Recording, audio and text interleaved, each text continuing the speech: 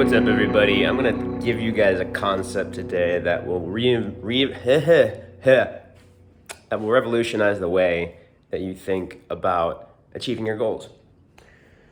And it has to do with something I heard from Wayne Dyer, Dr. Wayne Dyer, author. He wrote a ton of books. He has a lot of crazy beliefs, but a lot of them are amazing. And one of them in particular that I love is one that when he talks about, he walks you through a series of questions, and he gets you to a conclusion which is pretty awesome. I'm gonna get you to that conclusion. Imagine that you have a cold, right?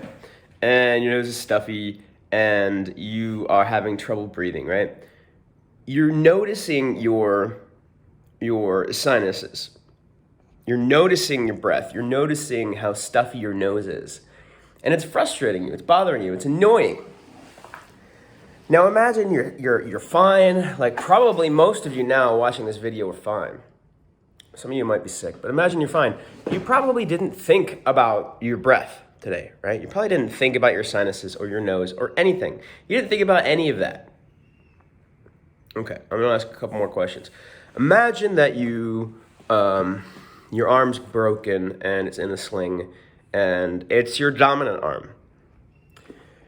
You probably notice it all the time because normally you would take the arm out and use it for things. You would hold your phone like I am with my dominant arm, or you would be writing with it, or you'd be typing with it. And now you only have one hand and one arm to use.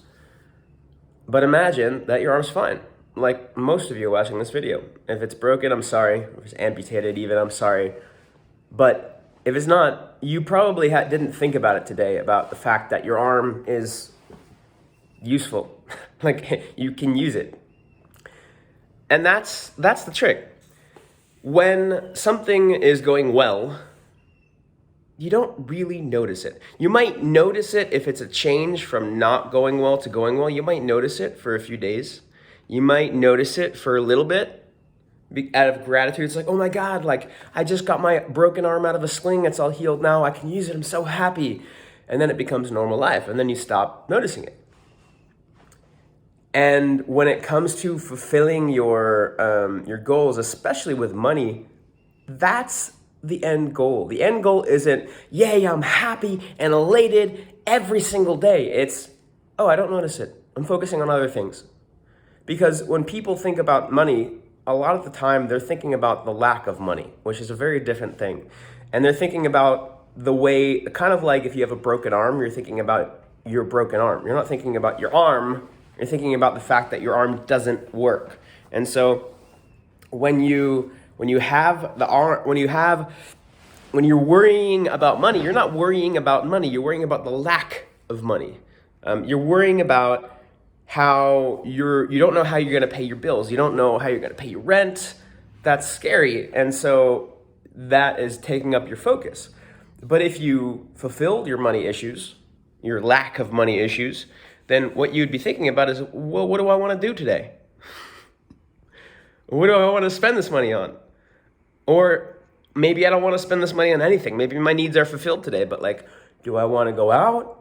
Or do I want to stay in? Or do I want to go to a movie? Or do I want to go see a friend? Or do I want to work on my goals? What do I want to do today? Like, that's the problem you're going to have. You're going to be focusing on that question.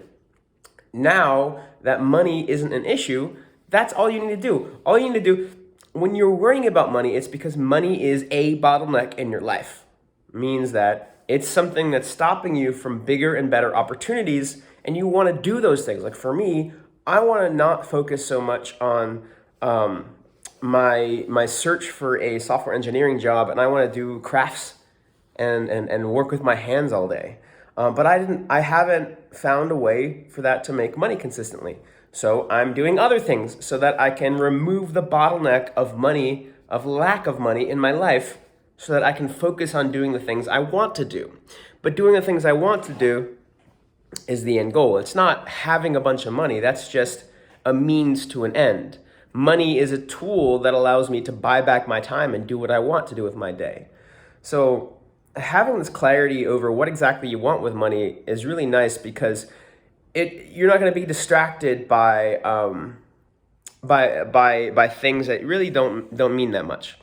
Like you're not going to, when you have a lot of money, it's going to be exciting at first, but it's not going to be amazingly exciting and elating your whole life. Your quality of life every day will be higher, and you will be happier because you don't have as many problems to deal with, and you have better questions to ask yourself, like, what am I going to do today, rather than how am I going to pay rent? Like, that's a much better question to ask yourself.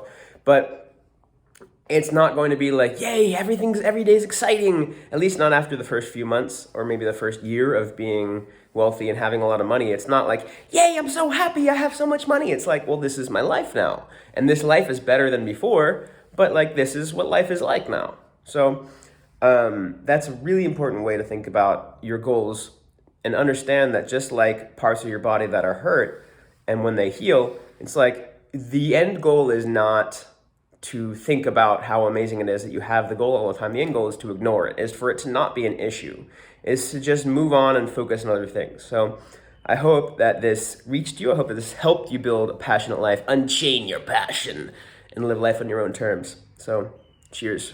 Bye.